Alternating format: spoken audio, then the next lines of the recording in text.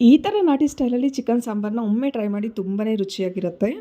ನಾನಿಲ್ಲಿ ಸ್ಟವ್‌ನ ಆನ್ ಮಾಡ್ಕೊಂಡು ಒಂದು ಕಡಾಯಿನ ಇಟ್ಕೊಂಡಿದ್ದೀನಿ. ಕಡಾಯಿಗೆ ಒಂದು 2ರಿಂದ 3 ಟೇಬಲ್ ಸ್ಪೂನ್ ಆಗುವಷ್ಟು ಎಣ್ಣೆನ ಸೇರಿಸ್ಕೊಂಡು, ಎಣ್ಣೆ ಚೆನ್ನಾಗಿ ಕಾದಾದ ನಂತರ ಒಂದು 2 ಈರುಳ್ಳಿನ ಈ ಥರ ಸಣ್ಣ ಸಣ್ಣಕ್ಕೆ ಕಟ್ ಮಾಡ್ಕೊಂಡು ಸೇರಿಸ್ಕೊಂಡು, ಅದನ್ನ ಚೆನ್ನಾಗಿ ಫ್ರೈ ಮಾಡ್ಕೊಂಡಿದ್ದಾದಮೇಲೆ, ಅದಕ್ಕೆ ಸ್ವಲ್ಪ ಶುಂಠಿ ಹಾಗೆ ಸ್ವಲ್ಪ ಬೆಳ್ಳುಳ್ಳಿನ ಕೂಡ ಸೇರಿಸ್ಕೊಂಡು ಚೆನ್ನಾಗಿ ಫ್ರೈ ಮಾಡಿಕೊಂಡು, ಈ ಹಂತದಲ್ಲೇ ಒಂದು ಟೊಮೊಟೊನ ಕೂಡ ಸೇರಿಸ್ಕೊಂಡು ಚೆನ್ನಾಗಿ ಫ್ರೈ ಮಾಡಿಕೊಂಡು, ಅದಕ್ಕೆ ಸ್ವಲ್ಪ ಚಕ್ಕೆ, ಕಾಳುಮೆಣಸು ಹಾಗೆ ಲವಂಗನ ಕೂಡ ಸೇರಿಸ್ಕೊಂಡು ಚೆನ್ನಾಗಿ ಫ್ರೈ ಮಾಡ್ಕೋಬೇಕು.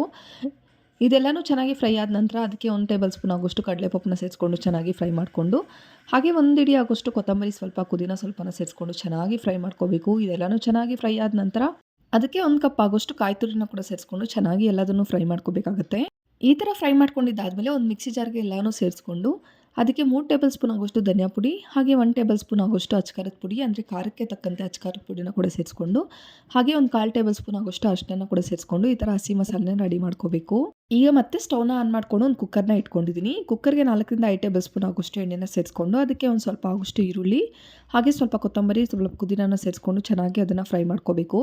ಈ ಥರ ಫ್ರೈ ಮಾಡ್ಕೊಂಡಿದ್ದಾದಮೇಲೆ ನಾನಿಲ್ಲಿ 1 ಕೆಜಿ ಆಗೋಷ್ಟು ಚಿಕನ್ನ ಸೇರಿಸ್ಕೊಂಡು, ಅದಕ್ಕೆ ಸ್ವಲ್ಪ ಅರಿಶಿಣ ಹಾಗೆ ಸ್ವಲ್ಪ ಉಪ್ಪನ್ನ ಕೂಡ ಸೇರಿಸ್ಕೊಂಡು, ಅದು ಎಲ್ಲನೂ ನೀರು ಬಿಟ್ಕೊಳ್ಳೋವರೆಗೂ ಚೆನ್ನಾಗಿ ಅದನ್ನು ಫ್ರೈ ಮಾಡ್ಕೋಬೇಕಾಗತ್ತೆ. ಈ ಥರ ಫ್ರೈ ಮಾಡ್ಕೊಂಡಿದ್ದಾದಮೇಲೆ ನಾವೇನು ರುಬ್ಬಿಟ್ಕೊಂಡಿರ್ತೀವಲ್ವ ಹಸಿ ಮಸಾಲೆನ ಕೂಡ ಸೇರಿಸ್ಕೊಂಡು ಮತ್ತೊಮ್ಮೆ ಎಲ್ಲದನ್ನು ಚೆನ್ನಾಗಿ ಫ್ರೈ ಮಾಡ್ಕೋಬೇಕು.